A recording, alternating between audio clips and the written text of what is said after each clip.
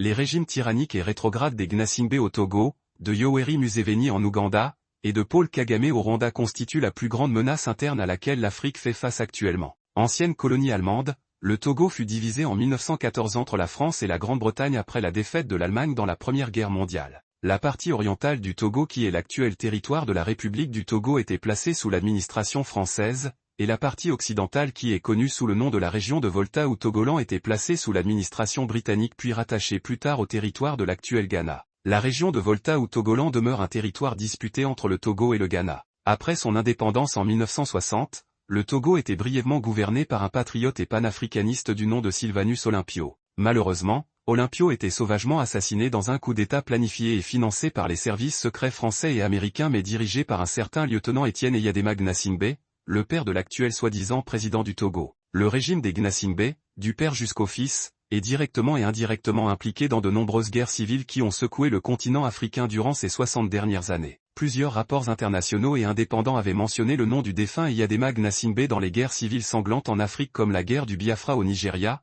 les guerres civiles au Libéria, en Sierra Leone, en Angola, au Centrafrique, au Soudan, etc. Même le nom de son fils Faure Gnassingbé avait été mentionné dans la guerre civile en Côte d'Ivoire qui avait renversé le président Laurent Gbagbo. Sylvanus Epifanio Olympio, né le 6 septembre 1902, est un politicien togolais qui a servi comme Premier ministre puis président de la République de 1958 jusqu'à son assassinat en 1963. Après avoir terminé ses études en économie à l'École des sciences économiques de Londres, Olympio avait travaillé comme directeur général en Afrique pour la compagnie Unilever. Après la Deuxième Guerre mondiale, Olympio s'était activement impliqué dans les efforts pour l'indépendance du Togo. Son parti avait gagné les élections de 1958, ce qui lui avait permis d'être Premier ministre du Togo. Son pouvoir s'était consolidé plus tard lorsque le Togo avait obtenu l'indépendance et lorsque son parti avait gagné les élections de 1961 qui lui avait assuré le poste du premier président du Togo. Le père fondateur de la République du Togo indépendant est doué dans l'éloquence. Il parlait couramment l'allemand, l'anglais et le français,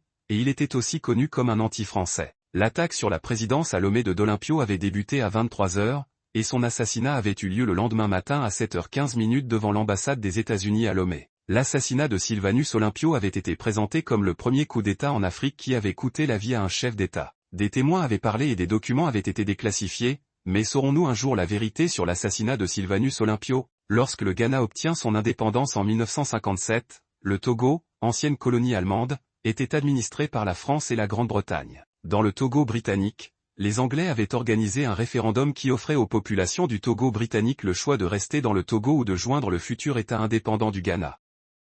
Juste après l'indépendance du Togo en 1960, Sylvanus Olympio avait déclaré à l'AFP, je cite, « Je ferai de mon mieux pour que le Togo se développe sans la France ». Contrairement au Guinéen Sékou Touré, Sylvanus Olympio ne s'était pas opposé ouvertement à la France. Au début de l'année 1963, Olympio avait envisagé de quitter le franc CFA pour créer une monnaie propre du Togo ou contrôlée par le Togo. Le Togo, sous le leadership de Sylvanus Olympio, apparaissait de plus en plus comme un modèle d'émancipation à suivre pour les autres colonies françaises en Afrique. Par conséquent, et selon Paris, Olympio était plus dangereux que Sékou Touré. L'assassinat de Sylvanus Olympio était intervenu 3 jours seulement après qu'il eut émis la monnaie propre du Togo ou après qu'il eut quitté le franc CFA qui est une servitude monétaire et économique que la France continue de maintenir sur plusieurs pays africains. Ce n'est pas normal. On ne peut pas avoir autant de richesses et que notre pays ait l'aspect d'un village.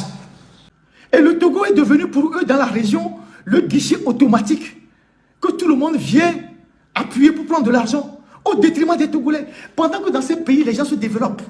Pendant que dans ces pays, les gens construisent les routes. Chez nous, l'argent qui doit servir à construire les routes, à construire les universités, à construire les hôpitaux, à donner des bourses aux étudiants, à équiper, on prend ça pour donner aux gens. Alors qu'à Lomé, vous avez là-bas des collèges qui n'ont pas de toit. Vous avez des écoles qui n'ont pas de toit.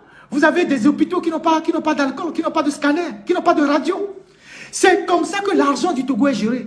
Et ces gens qui viennent s'abreuver au guichet automatique au Togo, ils s'en foutent du Togo, y compris leur peuple. It is abnormal that we have so much wealth but our country, Togo, still looks like a village. Togo has become an West Africa milk cow or an ATM machine where everyone comes to get served to the detriment of native Togolese. Development projects are underway and roads are being built in the countries of foreigners living off Togo's resources. But in Togo, the dictatorial regime of the Nyasingbe family has been wasting Togo's resources that should be used to build roads and hospitals, to equip hospitals and schools, to give scholarship to students, etc. In Togo's capital Lomé, schools don't have roof and hospitals lack the basic equipment such as antiseptics or EMR scanner, but the dictatorial regime of the Nyasingbe has been mismanaging Togo's immense resources or giving them to foreigners for free. Thanks to the brutal dictator for Nyasingbe, many foreigners and their fellow countrymen have been living off Togo's resources and don't give a damn about Togolese.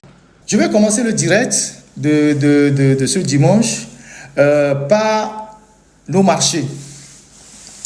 J'ai posté une vidéo du marché de Toti où il y a des ordures qui se sont entassées dans le marché.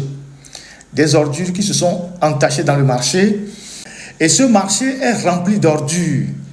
Et pourtant, ce marché rapporte, selon mes informations, plus de 5 millions en termes de recettes, les tickets par mois. 5 millions par mois, je pense que la mairie qui est dans cette zone a suffisamment d'argent pour enlever les ordures à temps, pour que nos sœurs, nos femmes, nos mamans, nos frères qui vendent dans ce marché-là ne vendent pas dans les ordures. Vous avez vu la vidéo? Et donc, quand il y a des ordures dans le marché, bien évidemment, tous les moustiques, les mouches, tout ça, ça se dépose sur les aliments que les gens vont acheter. Et donc, c'est des facteurs de propagation de microbes.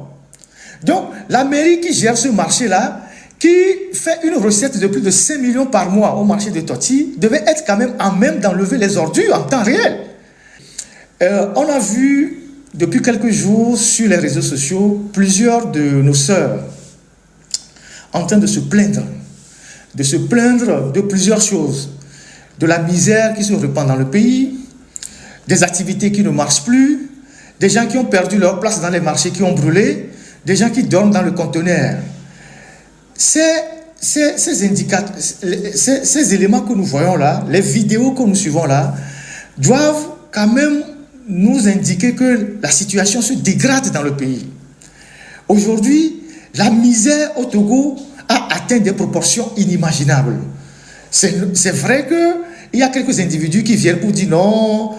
Non, le Togolais aujourd'hui, moi je reçois énormément de messages sur mon téléphone, des gens qui se plaignent, des gens qui n'ont pas mangé, des gens qui ont des difficultés à joindre les deux bouts, les gens qui sont dans des situations difficiles, les gens qui vont à l'hôpital, qui n'ont pas de l'argent pour acheter des médicaments.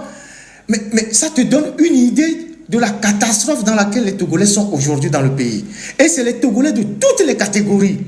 Alors, quand on voit nos sœurs, on voit nos sœurs qui viennent faire des vidéos pour pleurer en disant qu'elles n'ont pas de quoi manger. Les gens qui ont tout perdu dans leur vie.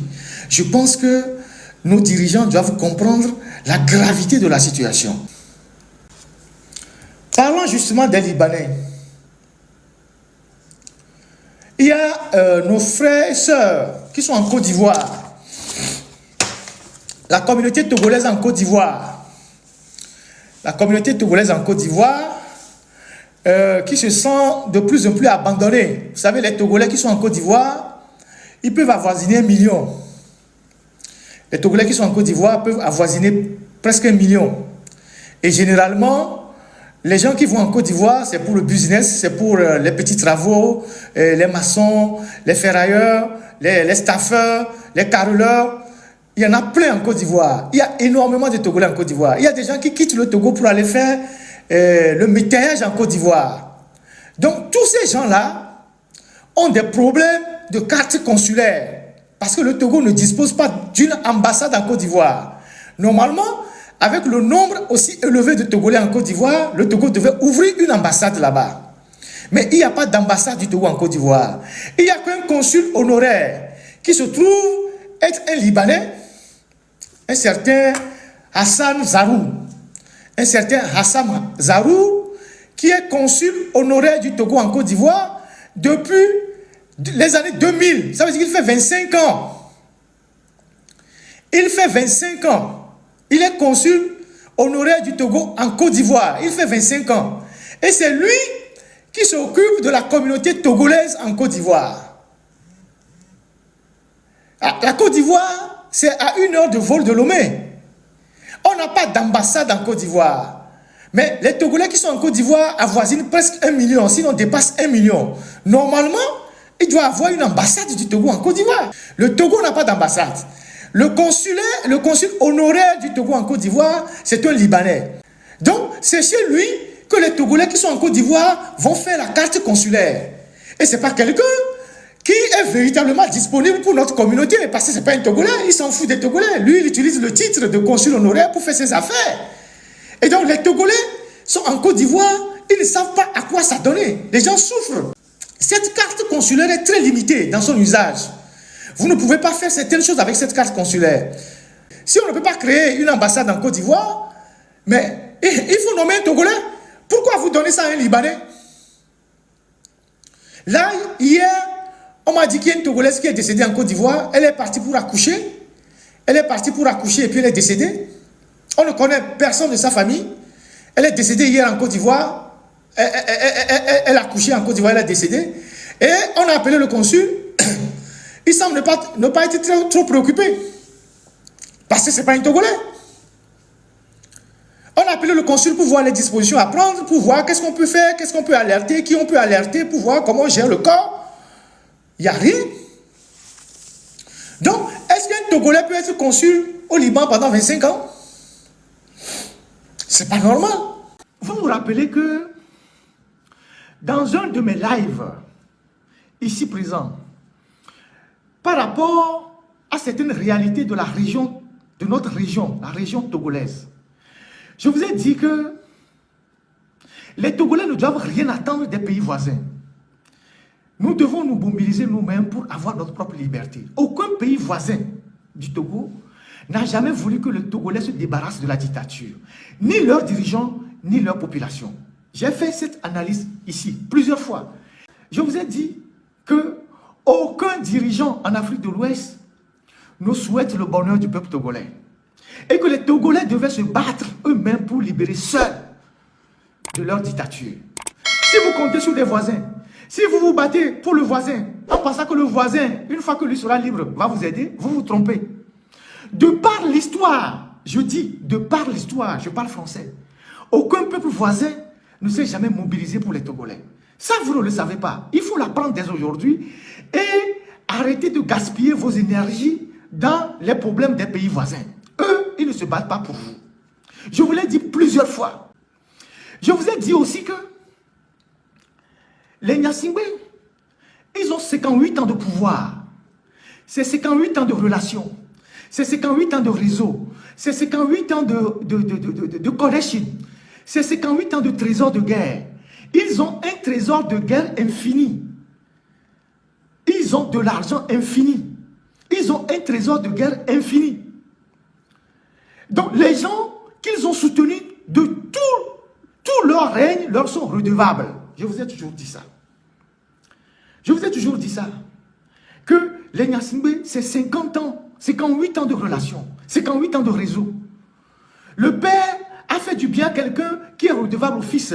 Le père a fait du bien à quelqu'un qui va soutenir le fils. Le frère a fait du bien à quelqu'un, même si cette personne se dit démocrate, la personne est redevable au fils.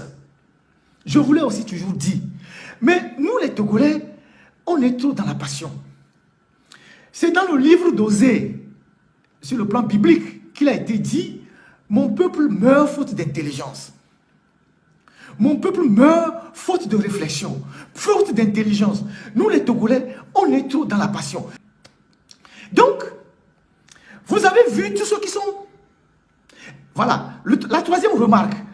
Je vous ai aussi dit ici, dans l'un de mes lives ou dans l'autre journal, que après la Première Guerre mondiale, quand les Allemands ont été vaincus au Togo en 1914, et que après le condominium, vous savez, après la Première Guerre mondiale, il y a eu un condominium franco-britannique. Le condominium, c'est un système juridique où un pays est mis sous l'administration de deux pays qui l'administrent. Donc, il y avait un condominium franco-britannique. Vous voyez le palais du gouverneur. Quand vous allez dans les archives, Vous allez voir sur le palais du gouverneur deux drapeaux qui flottaient après la Première Guerre mondiale. Le drapeau britannique et le drapeau français. Donc, après la Première Guerre mondiale, il y a eu une courte période où le Togo est resté sous, je ne dirais pas la tutelle, mais sous l'administration franco-britannique. Ça s'appelle condominium. Donc, et avant qu'on ne fasse le partage, formellement le partage, pour que le Togo britannique soit rattaché au Ghana. Donc, il y a eu ce condominium-là d'une courte durée. Et puis après, le Togo a basculé sous la tutelle de la France, avec la SDN et tout ce que... Voilà, le palais des Rois de Marque, avec la SDN et tout ce que vous pouvez imaginer. Dès que les Français ont pris le Togo, sous leur administration, la première décision que les Français ont prise au Togo, c'est d'effacer toutes les traces de la colonisation allemande, en commençant par la langue. Parce que jusqu'en 1920, dans l'administration togolaise, c'est l'allemand qu'on parlait. C'est pour ça que vous avez encore des vieux, vous avez encore certains de nos grands-parents qui parlent encore allemand dans les villages. C'est l'allemand qu'on parlait dans l'administration togolaise. Jusqu'en 1914, jusqu'en 1920, c'est l'allemand qu'on parlait. Donc, dès que le Togo est passé sous l'administration française, la première décision que les Français ont prise, c'est d'effacer toutes les traces de la présence allemande, en commençant par la langue, et changer aussi les petits bouquins, les livres et tout ça. Alors, comme dans l'administration togolaise, tout le monde parlait allemand, et l'administration allemande au Togo était embryonnaire. Donc, dans tous ces embryons allemandes-là, il y a des Togolais, et les Togolais parlaient allemand. Donc, du coup, la France, pour effacer toutes les traces de l'Allemagne et pour permettre que l'administration qui était allemande devienne une administration française, la France a fait venir de Dahomey beaucoup de Béninois, beaucoup de Dahoméens. Je parle de Dahoméens. Donc, la France a fait venir des Dahoméens au Togo pour les incorporer dans l'administration. Le temps qu'on ne forme les Togolais à parler français.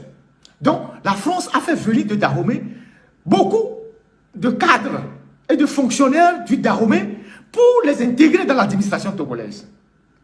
À Lomé, cette vague de fonctionnaires dahoméens qu'on a fait venir de Lokossa, de Abomey, Ouida, Komé, toute cette zone-là qu'on a fait venir au Togo, la plupart vivent dans les premiers quartiers après la première ville, c'est-à-dire tout autour de la gendarmerie jusqu'à Badago. C'est dans cette zone qui faisait déjà partie de la première... comment on appelle ça?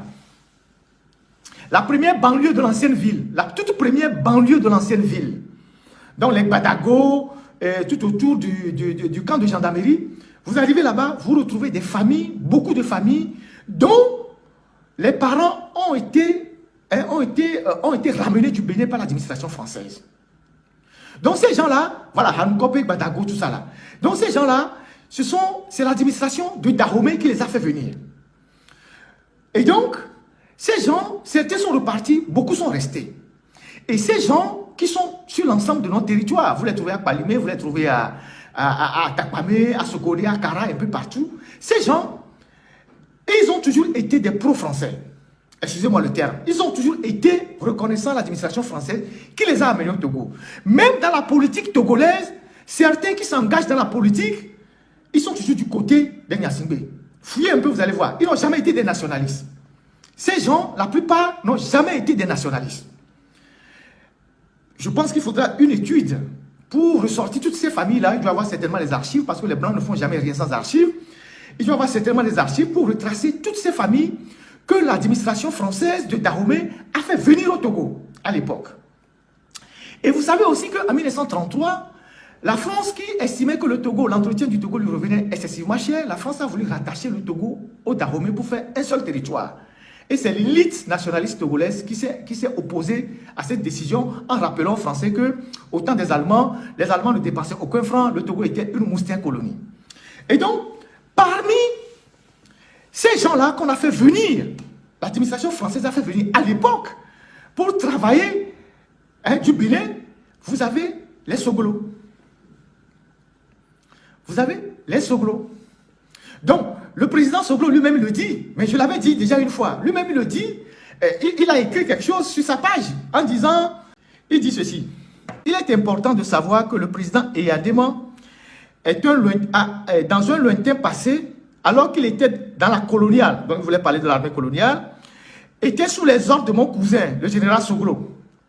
Puis, quand il était président, c'est grâce à lui, c'est Nicéphore Soglo qui parle, c'est grâce à lui que mon feu père a pu régler les problèmes d'Omagno, que ma famille a été, en effet, les problèmes d'Omagno que ma famille avait dans la région de la Kosso. Mon père a été, en effet, un administrateur colonial dans cette partie du Togo. Enfin, quand j'ai moi-même été président, j'ai bénéficié des judicieux conseils des Adema. C'est donc naturellement que je réponds positivement à l'invitation de mon fils, le président Faure Gnassingbé, pour honorer la mémoire de son père.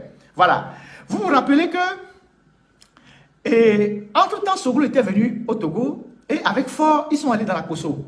Parce que la famille Soglo avait pour base à Takpamé, mais comme son père était de l'administration coloniale, ils ont des terrains ruraux à Badou, un peu partout, vers Tomekbe, tout ça, ils ont des trucs là-bas.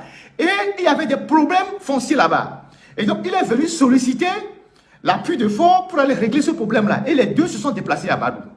Ça, c'est la parenthèse. C'est une parenthèse. Donc, les Français ont fait venir beaucoup de ces Dahoméens qu'ils ont incorporés dans l'administration togolaise pour effacer les traces allemandes, et beaucoup sont restés. Certains sont repartis, mais beaucoup sont restés, sont devenus togolais. Et ces gens-là, si vous les connaissez très bien, parce que la politique aussi est liée à l'histoire.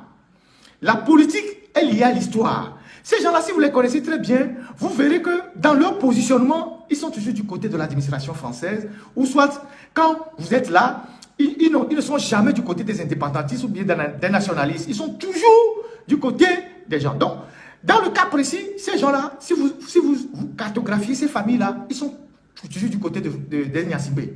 Ces familles-là. Ça, c'est une parenthèse. C'est quand même regrettable pour Soglo, parce qu'il est d'un certain âge, et en plus, lui, il est l'ancien chef d'État. Il est en train de jouir de la retraite d'un chef d'État. Il sait que quand on abandonne le pouvoir, on ne meurt pas. Il jouit d'un statut d'ancien chef d'État. Il devait être un exemple à suivre pour les jeunes qui gouvernent nos pays.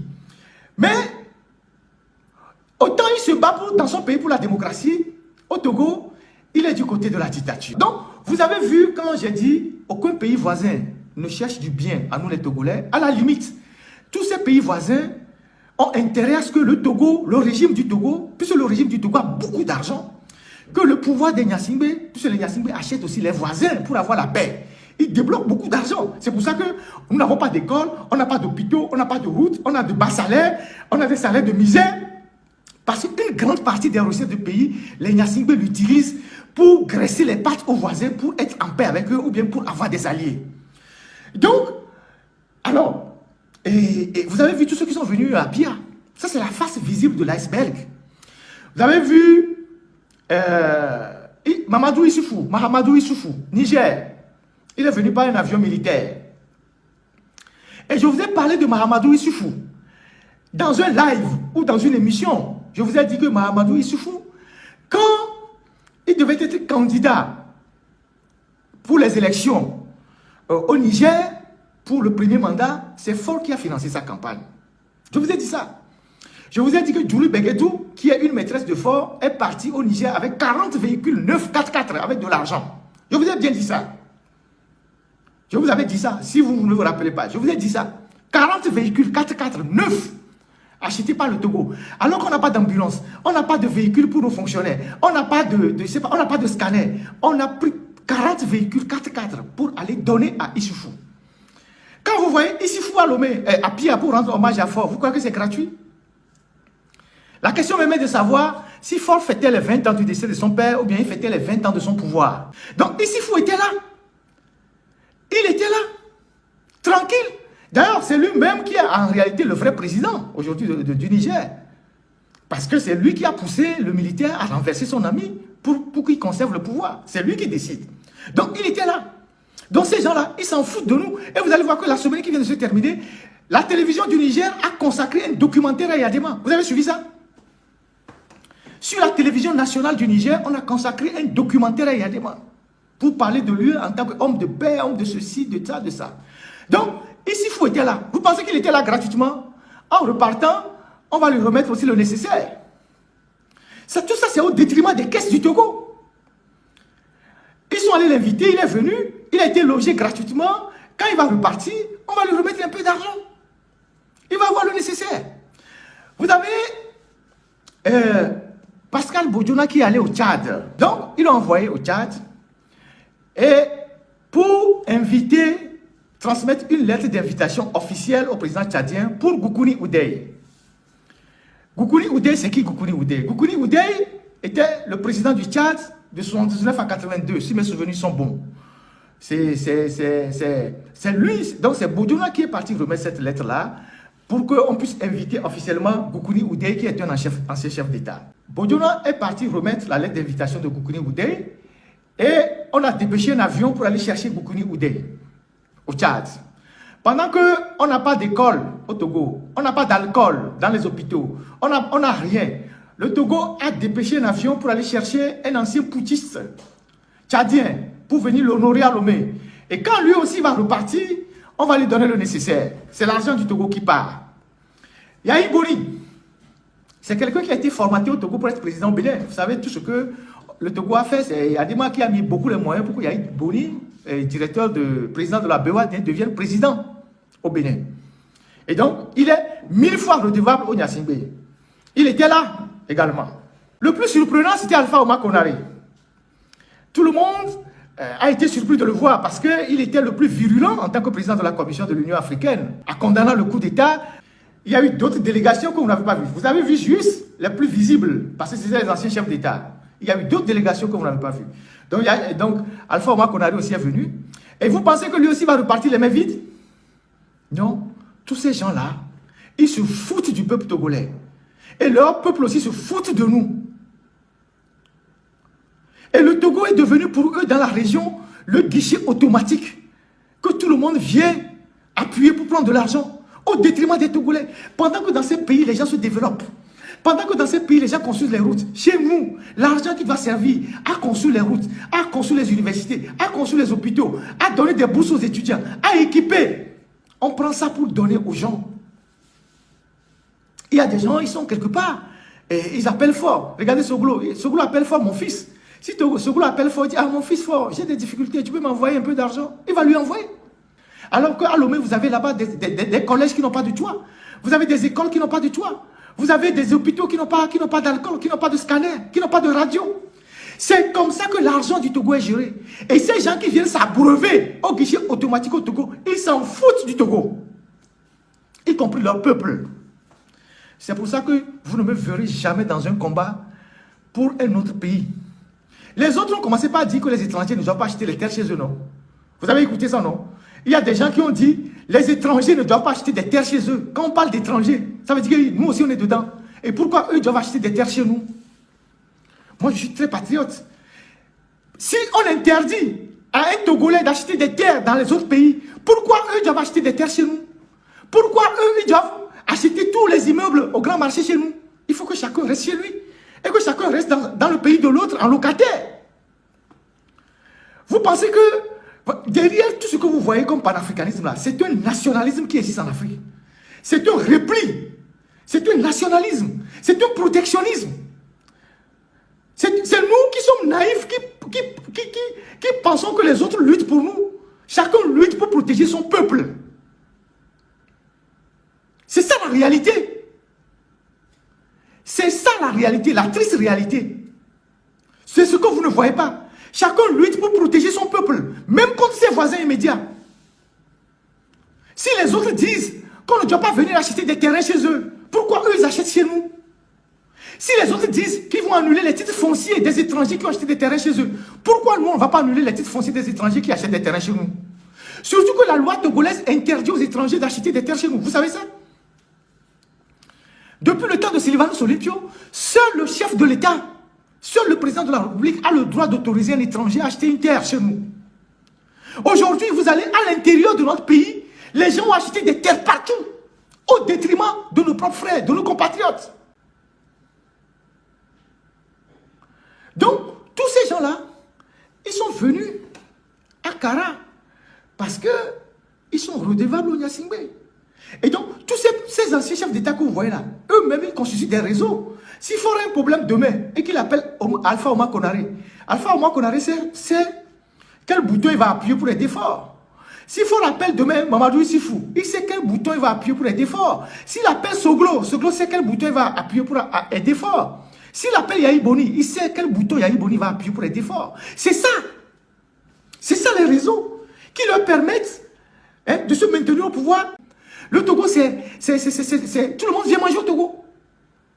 Donc tout le monde a intérêt à ce que le régime togolais soit là pour qu'on vienne prendre de l'argent au détriment du peuple togolais. Ce n'est pas normal. On ne peut pas avoir autant de richesses et que notre pays ait l'aspect d'un village. Vous circulez dans les rues de Lomé, tout est sale. Les feux tricolores, vous êtes incapables de les réparer. Les couvertures des égouts ont sauté partout. Les lampadaires ne s'allument pas. Mais la société prend l'argent sur les éclairages publics, sur les factures. Rien. Je vous avais déjà brossé par 2 ou 3 fois la SNPT, la Société nationale des phosphates du Togo. C'est la seule société que le Togo détient à 100%. Mais qui est gérée par les étrangers. C'est-à-dire sur les papiers, le Togo est actionnaire à 100% de la SNPT, mais ce sont les étrangers qui gèrent les phosphates togolais. Et je vous ai dit déjà dans plusieurs lives, qui sont ces étrangers-là? Ce sont des Israéliens. Il y avait un patriarche qui s'appelait Rafi Ederi. On ne sait pas quel contrat le lie avec la présidence togolaise ou le pouvoir de Lomé. C'est lui qui est le vrai patron, qui prend les décisions, mais qui prend soin de ne signer aucun document. Il ne signe jamais aucun document. C'est lui qui prend toutes les décisions, qui commande les machines, les pièces de rechange, la commercialisation. C'est lui. Il n'y a pas que lui. Il y a son fils qui est dans la boîte et qui s'appelle Ederi Léron, qui est dans la boîte, qui suit son papa. Tous ces gens ont été décorés par Faure Gnassingbé à la présidence. Et puis il y a son neveu aussi qui est dans la boîte, qui s'appelle Even Wanounou, qui sont des enfants, je dirais des jeunes de 40 ans. Et depuis que leur père est décédé, c'est eux qui ont pris la place de leur père, l'un faisant office de responsable commercial de la SNPT et l'autre, je ne sais pas quel poste il a, mais qui sont tellement influents et qui donnent les ordres à l'administration togolaise, c'est-à-dire les Togolais qui sont dans l'organigramme de la SNPT. Et donc parmi les Togolais qui sont dans l'organigramme de la SNPT, je vous ai dit qu'il y a au moins une dizaine qui étaient déjà à la retraite et qui sont toujours là. Depuis que j'ai dénoncé, ils ont fait semblant de bouger quelques pions, mais ils sont toujours là, commençant par le directeur, Michel Kézier, dont le salaire est de plus de 10 millions par mois. Donc, il est à la retraite depuis, je pense, 5 ans ou 7 ans qu'il est à la retraite maintenant. Donc, il continue de percevoir son salaire en étant retraité. Il y a d'autres responsables qui sont retraités, qu'on a maintenu à leur poste. La SNPT arrête les chiffres de ses productions au 31 décembre de chaque année. Et l'année dernière, elle avait fait une production de 1 400 000 tonnes. 1 400 000 tonnes, 400 000 poussières tonnes. Et tout le monde sait que le phosphate a pris de la valeur. Et le fait que le phosphate a pris de la valeur sur le marché à cause de Covid, ça permet par exemple au Maroc de tirer avec de très grands bénéfices, d'engranger de nombreuses ressources dans les phosphates et de réinvestir.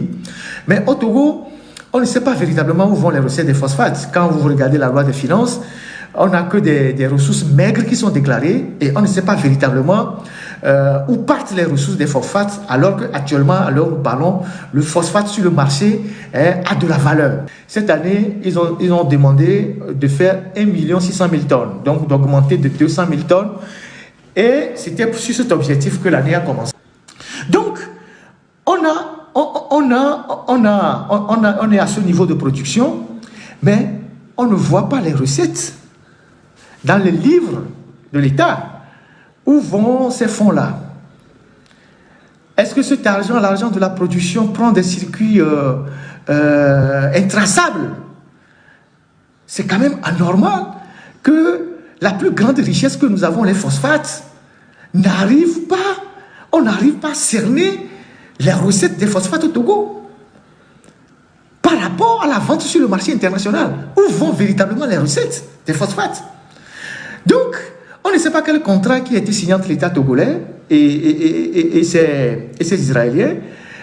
Faure Gnassingbé est un bon copain des chefs d'État du Sahel, ce qu'on appelle généralement les présidents de l'AES. Mais on a vu qu'au Burkina, au Mali comme au Niger, on est en train de nationaliser les entreprises. Mais lui qui est leur ami et qui est leur conseiller même de l'ombre, il est incapable de nous dire où vont les recettes des phosphates. Mieux, il utilise les étrangers pour gérer des sociétés togolaises. Des étrangers qui n'ont rien à faire au Togo, qui gèrent une société togolaise dont le Togo est actionnaire à 100%. Donc aujourd'hui, depuis que Rafik Ederi est décédé, ce sont ses enfants et son neveu qui sont les vrais décideurs. Et eux, ils viennent pas régulièrement à Lomé, ils sont à distance. Il y a un qui est en Israël, c'est le fils. Et le neveu, lui, il est en France, il fait office de directeur commercial.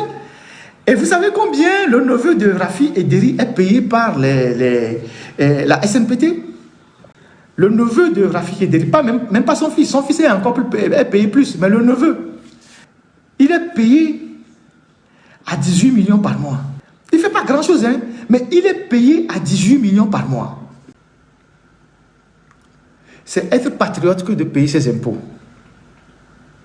Parce que quand on ne paye pas les impôts, l'État ne peut pas avoir les moyens pour boucler son budget et pour faire tourner la machine, pour investir, pour subvenir aux besoins, au fonctionnement de l'État. Donc c'est une obligation. C'est en même temps une fierté quand on est citoyen de payer ses impôts. Les impôts, le service des impôts devient un instrument de destruction des opérateurs économiques. Il y a un problème. Quand, je répète, quand le service, une régie financière comme les impôts, qui doit accompagner les opérateurs économiques, qui doit accompagner les investisseurs, devient un instrument de destruction des opérateurs économiques, il y a un problème. Il se passe des choses extrêmement graves dans notre pays avec l'OTR.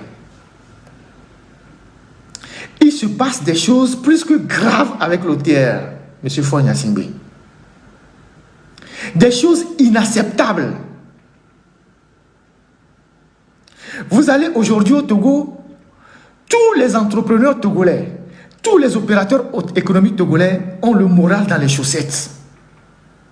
Les gens n'ont pas du tout le moral. Tout ce que les gens cherchent à faire, c'est de fermer leur entreprise, c'est de fermer leur société. Et le seul mot qui revient, c'est l'OTR.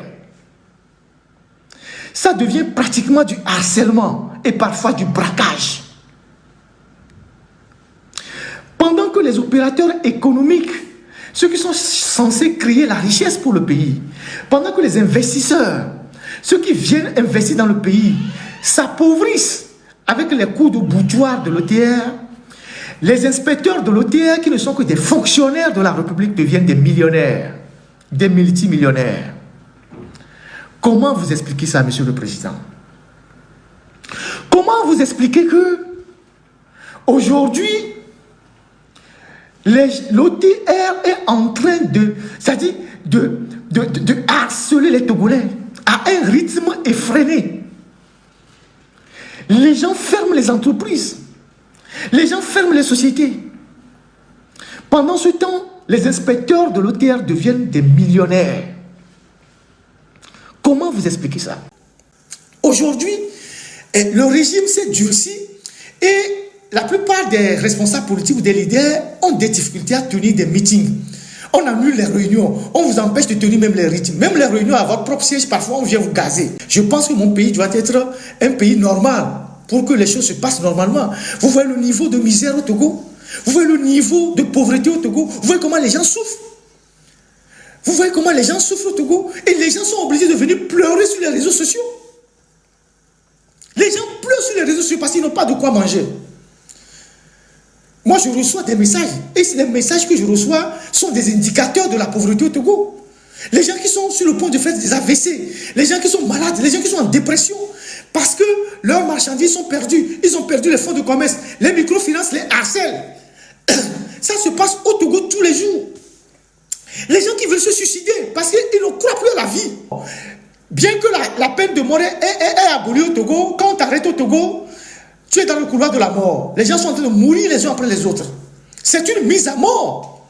C'est une mise à mort qui ne dit pas son nom. Ce jeune monsieur qui est décédé, on aurait pu le sauver parce qu'il était malade depuis. Il fallait le soigner. Ils ont refusé de le soigner. Ou on l'amenait jusqu'au cabanon, on lui fait quelques petits soins et puis on le ramenait. Les gens criaient qu'il va mourir, qu'il va mourir. On ne l'a même pas libéré pour qu'il aille mourir à la maison. Il est mort dans leurs mains. Il est mort dans leurs mains. Et là, ils sont partis déposer le cadavre à la morgue. Il a rejoint les 8 autres qui sont à la morgue. C'est ça le Togo. Le pays de paix. Et de... Je ne sais pas comment ils disent pays de paix. Maintenant, il faut savoir comment ils écrivent la paix. Pays de paix. Vous savez que le jeune sur lequel on a tiré à Aguela, lors des manifestations là, il est toujours à la morgue à Tchévier. Le jeune n'a pas été encore enterré. Ça fait 4 ans ou 5 ans. Le jeune n'est pas enterré. Le mécanicien sur lequel on a tiré là, il est toujours à la morgue de Tchévier. Il n'est pas toujours enterré. Mais on vient vous dire pays de paix. C'est dans un pays de paix qu'un officier supérieur monte sur un véhicule, il prend un fusil à lunettes et tire sur les civils. C'est dans un pays de paix que ça se passe. Un officier supérieur, il monte dans un véhicule, il prend un fusil à lunettes. Hein. Ce n'est même pas un fusil ordinaire, un fusil à lunettes. Et il abat un enfant. C'est dans un pays de paix. Et quand vous voyez encore ces images-là, si ça ne vous choque pas, vous ne comprenez rien de ce qui se passe au Togo. Vous ne comprenez pas la brutalité qu'il y a au Togo. It must not be lost on any African that the so-called presidents Paul Kagame of Rwanda and Yoweri Museveni of Uganda have been on the mission for their Western masters to balkanize, occupy, and loot DR Congo for the benefit of the imperialists. We will be back soon for more on this.